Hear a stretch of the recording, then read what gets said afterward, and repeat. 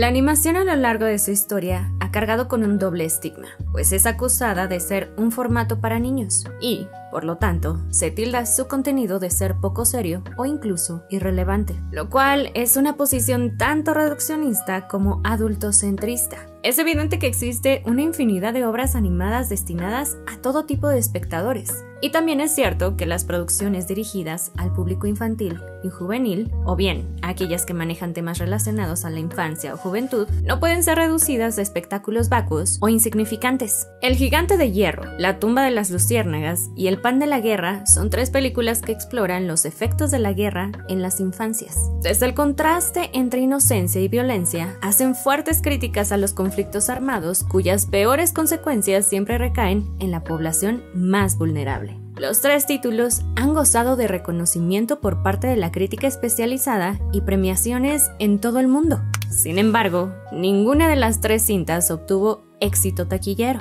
Aún así, con el tiempo han encontrado un público que las celebra, lo que les ha abierto importantes espacios en distintos ciclos, así como visualización en diversas ventanas como las plataformas de streaming. Para ahondar en estas cintas, es importante conocer un poco sobre el primer acercamiento que tuvieron sus directores con las películas, pues en cada caso existe una conexión bastante personal con el material literario original que adaptaron para la gran pantalla. Pero antes...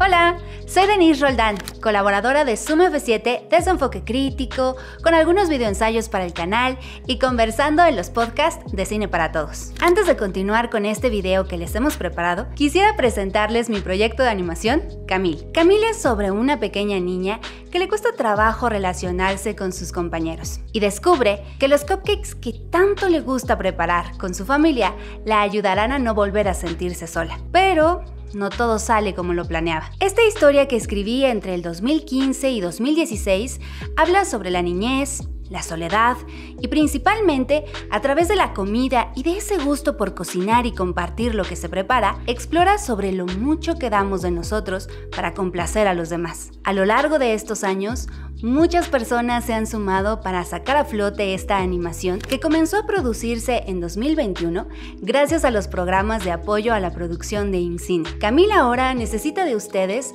para terminar sus últimas etapas en la producción musical y sonora, el montaje y especialmente para concretar su etapa de distribución y exhibición. Si quieres conocer más sobre la historia, las referencias que utilicé para el tratamiento audiovisual y cómo puedes sumarte a este proyecto, da clic en el link de la campaña que te dejamos en la caja de descripción. A nombre de todo el equipo de Camille y de las y los compañeros de Zoom F7, gracias por tu interés y apoyo a la animación mexicana. Ahora sí, sin más preámbulos, continuamos. En los años 80, la editorial Shinchosha buscaba una adaptación cinematográfica de una de sus novelas más populares. Hotaru no Haka, La tumba de las luciérnagas, novela semi-biográfica de Akiyuki Nosaka, artista multifacético que vivió en carne propia los estragos de los bombardeos estadounidenses durante la Segunda Guerra Mundial. En su obra plasmó sus recuerdos y sentimientos respecto a su dura infancia durante el conflicto bélico, donde conoció el miedo, la pérdida y la peor cara de una sociedad bajo ataque. Cuando la propuesta de adaptar esta obra llegó a Estudio Ghibli, aceptaron sin dudarlo demasiado. Era una oportunidad como pocas. Isao Takahata, cofundador de Ghibli, quería explorar otros estilos con los que no había trabajado en el pasado. Además, la obra de Nosaka resonaba de forma particular con los recuerdos del cineasta. Takahata, al igual que el autor, apenas si logró sobrevivir de las bombas incendiarias de los americanos. Coincidentemente, estuvo acompañado de su hermana al momento del ataque. El animador japonés se describe suertudo por sobrevivir al evento, así como por volver a reencontrarse con su familia. Esta conexión por el dolor entre cineasta y escritor también se dio en El Gigante de Hierro, cinta que adapta El Hombre de Hierro, novela de ciencia ficción y fantasía del británico Ted Hughes, que escribió para sus hijos tras el suicidio de su esposa. La calidez en la novela y la historia que tiene detrás inspiró en demasía a Brad Bird, ambicioso artista que acababa de ser reclutado por el departamento de animación de la Warner Brothers. En aquel entonces, Bird seguía en duelo por la pérdida de su hermana, quien había sido asesinada por un arma a manos de su marido. ¿Y si un arma tuviera alma y no quisiera ser un arma? Con esta pregunta, Bird le dejó en claro a los ejecutivos de la Warner el tono con el que buscaba llevar su adaptación animada. Pese a alejarse bastante del material original, el situar la historia dentro de la paranoia de la Guerra Fría fue una manera de conectar con el mensaje pacifista de la novela de Hughes. Aunque en esta versión, la intención del director fue reflexionar sobre la fuerza destructiva de las armas,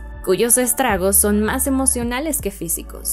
Todo abordado desde protagonistas infantiles. Por otro lado, The Breadwinner, El pan de la guerra, es un filme que nace desde el activismo. En primera instancia, Deborah Ellis, escritora canadiense de la novela original, concibió su bestseller tras una serie de entrevistas con mujeres y niñas refugiadas en campamentos de Pakistán y Rusia durante el régimen talibán en Afganistán. En el momento de ser adaptada a la gran pantalla, es revisitada por la visión de Cartoon Saloon, estudio irlandés que ya se había hecho conocido internacionalmente por sus producciones alusivas a la mitología y un estilo artístico particularmente colorido y fantástico.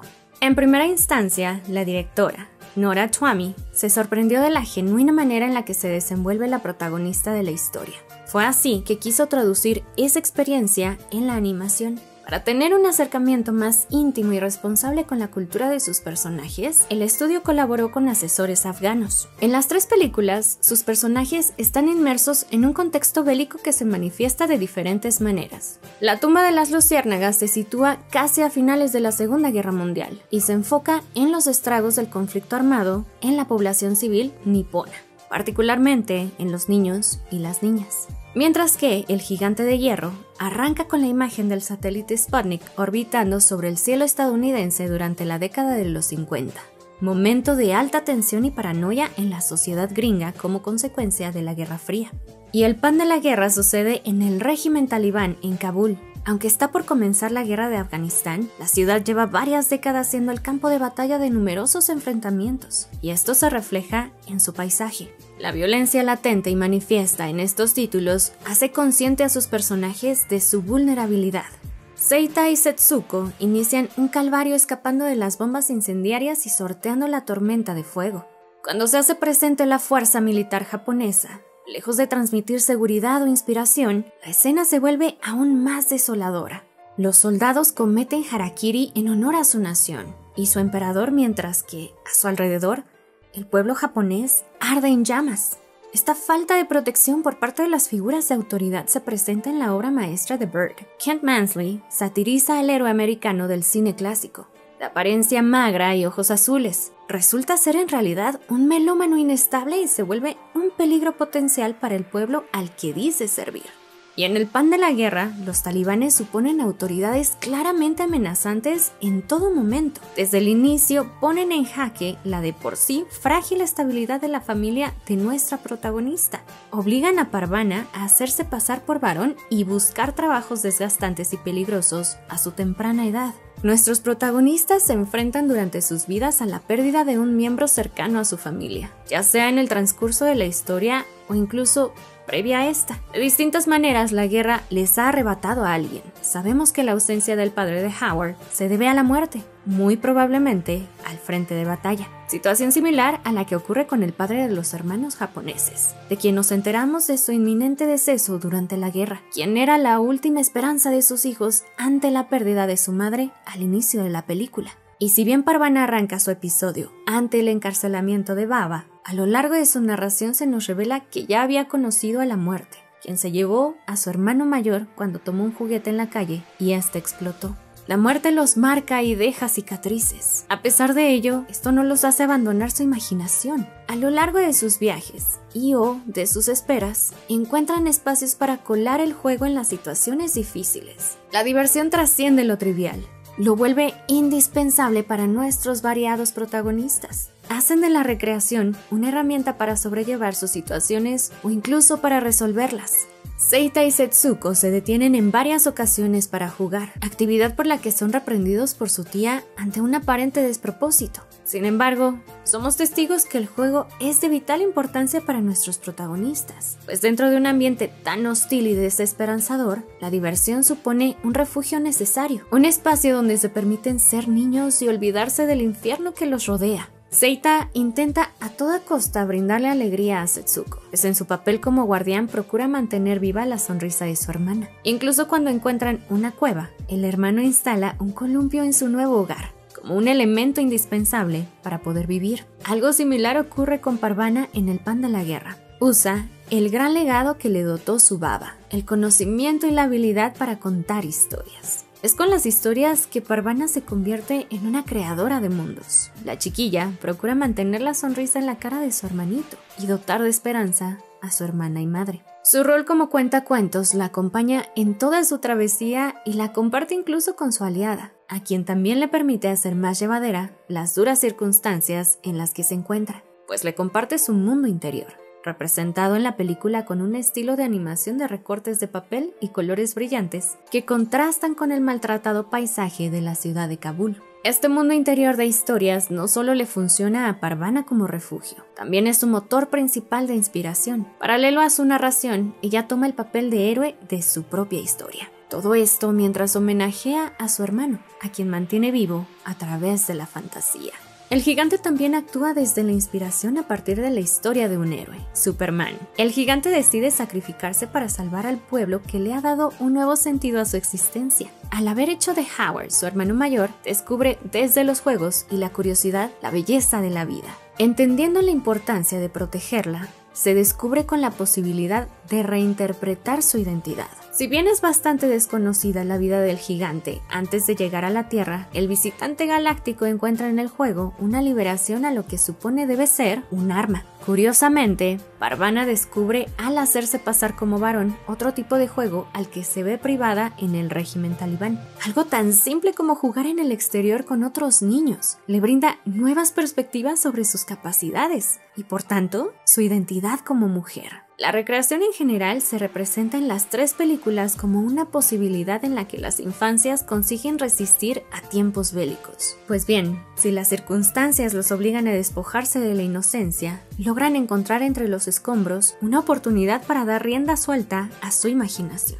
Las perspectivas infantiles se convierten así en resiliencia a la imposición violenta. Al finalizar El Gigante de Hierro, cuando el héroe comienza a reconstruirse, ilustra una idea que fascinó a Brad Bird respecto a la novela original. Estar hecho pedazos y volver a recomponerte fue una forma poética de darle sentido a algo tan difícil de comprender. Esto llena de esperanza a su amigo hermano Howard y, más importante, cuando el gigante despierta y se inclina, da la sensación de sonreír y la luz de sus ojos es la misma que conocemos desde que inicia su estadía en el pueblo de Rockwell, lo que nos indica que ha logrado trascender a su destino. Por otro lado, en El pan de la guerra, la luz de la esperanza se manifiesta en la luna. Al despejarse el cielo, se puede apreciar al satélite rodeado de un halo por la refracción. Esto hace sonreír a Razak, mientras que el hermanito de Parvana hace a su cuidadora consciente de la belleza del astro, lo que le da hincapié al reencuentro maternal. A la vez, nuestra heroína ayuda a su padre a reponerse con su narración, donde lanza una clara defensa a la paz. Alza tus palabras, no tu voz. La lluvia hace crecer las flores, no el trueno. Y en La tumba de las luciérnagas, la cinta más cruda de las tres, el reencuentro solo puede darse ante la muerte. Su cierre se aúna con el principio, con los hermanos como fantasmas que han acompañado su propia historia.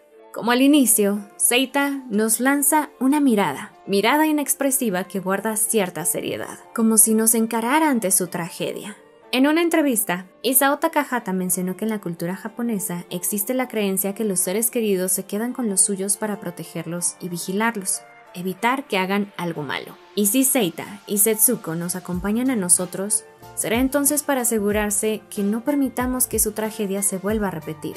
Takahata también mencionó que él no considera su largometraje como una película contra la guerra, pues simplemente no puede evitar que ocurran otras guerras. Sin embargo, las películas nos acercan a otras realidades, otras perspectivas. Y si la animación nos persuade a empatizar con las vidas infantiles, siempre es valioso volver a observar con ojos inocentes los temas adultos, pues quizá nos ayude a comprender aún más lo que parece obvio y oponernos a las decisiones que atentan contra la paz. Valorar cuando lo que se alza son las palabras y no la voz.